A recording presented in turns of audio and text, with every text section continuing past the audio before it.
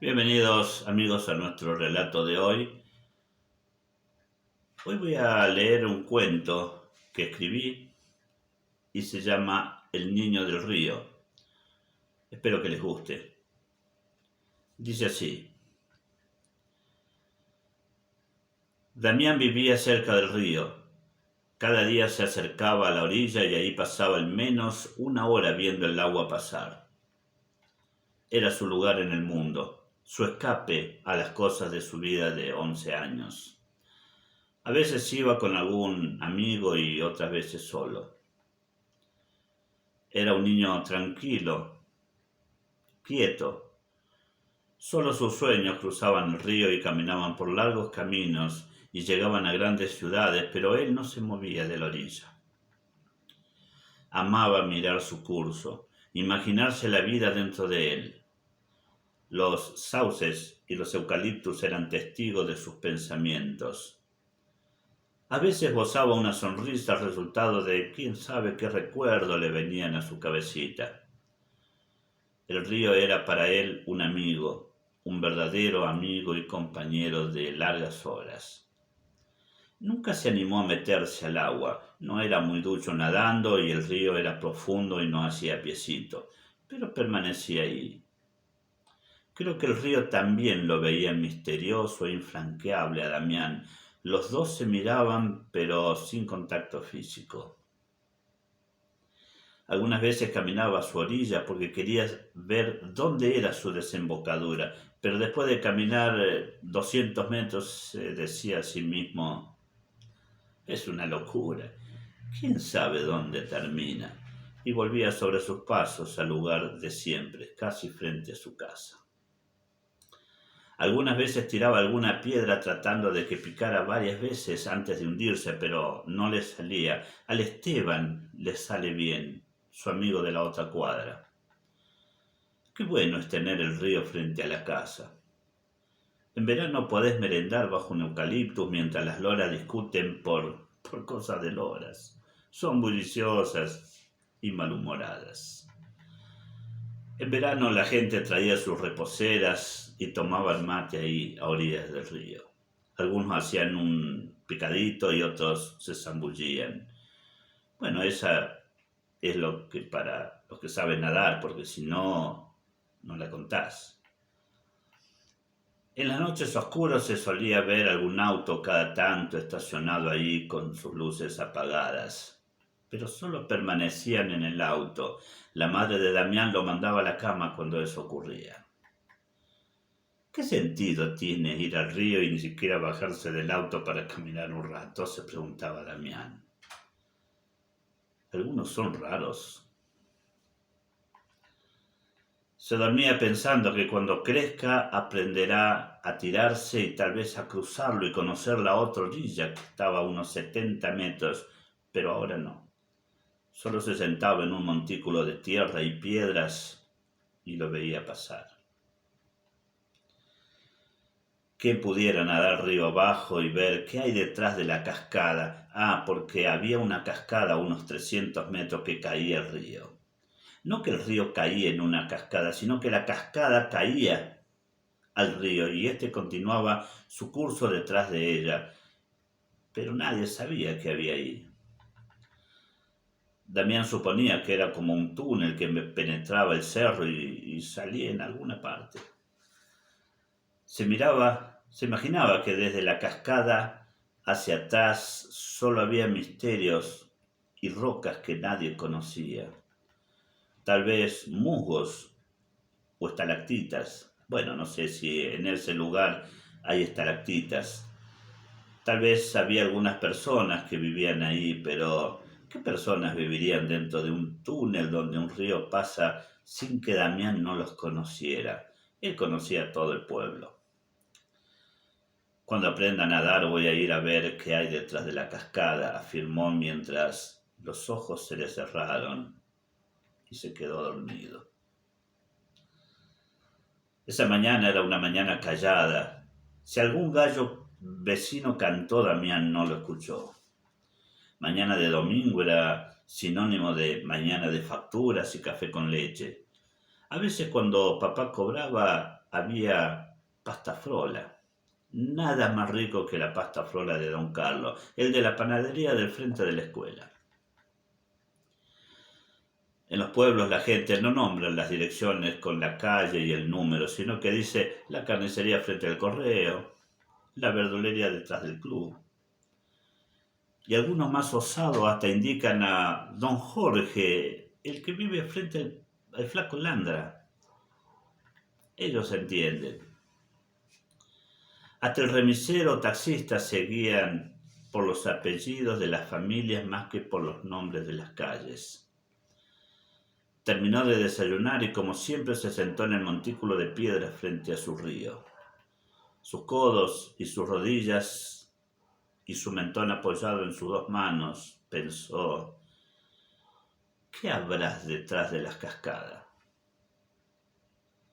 Ay, si pudiera ir hasta ahí. Si tuviera un bote tal vez me acercaría, pero no mucho porque podría ver otra cascada camuflada que me llevaría hasta el fondo de la tierra, tal vez, reflexionó. Caminó por la orilla pensando cómo llegar al medio del río y nadar esos 200 metros que lo separaban de la cascada. Volvía a su casa pensativo. Un bote, sí, un bote, se repetía mientras hacía uno con la hoja que hizo de nuevo en la clase de geografía. Si pudiera treparme a este, sonrió, ya hubiera entrado en esa caverna que se esconde detrás de la cortina de agua y hubiera descubierto quiénes viven ahí. Tal vez haría nuevos amigos. Día tras día volvía a su río después de la escuela. No se daba por vencido. Un día iba a descubrir qué esconden esas ruidosas aguas que caen y caen. Sus amigos no parecían interesarles en el tema. Siempre le respondían que no tenía sentido entrar ahí. ¿Qué podría haber? ¿Dragones? ¿Elfos? Y asentían con la cabeza mientras se miraban pícaramente sonriendo en tono burlón. Entonces Damián, al verse solo una tarde, emprendió su aventura. Llevó su barquito de papel a la orilla del río y pensó, primero vamos a explorar solo con el barquito, sin presencia humana. Siempre hay que investigar el terreno y estar seguro por si las moscas.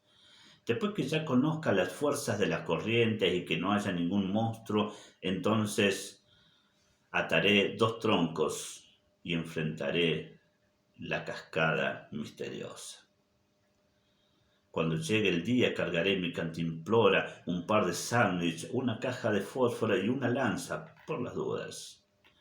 Estaba decidido. Había leído algunos libros de Mark Twain en gráficos.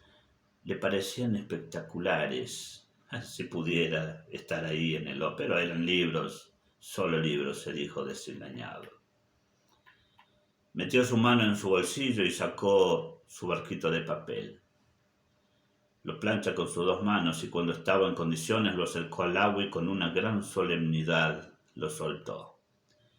El barquito no salió al centro del río, se quedó flotando ahí, al alcance de su mano todavía. La rompiente lo detiene, se dijo, y con un palito de 1 metro de largo lo empujó. El barquito por fin partió, hizo 2 círculos y enderezó hacia el medio del río, hacia la cascada. La aventura había comenzado. El barquito enderezó para el medio del río, dio algunos tumbos, pero Damián lo había hecho muy bien, era un experto en navegación. La ansiedad lo puso entre tenso y como apurado en tener los resultados previos a su tan esperada expedición. Tuvo 2 días sin dormir bien, pues se despertaba en medio de esa caverna detrás de la cascada y luego entendía que estaba soñando. Los troncos para hacer la balsa los iba a traer del campito de álamos que estaba en la entrada del pueblo. El viento tumbó algunos y eso eran suficientes. Los ataría con unos tientos que hay en el galpón de su papá y listo, a la aventura. Ya lo tenía planeado. Volvió a repasar el plan una y otra vez y estaba todo ok. No faltaba nada.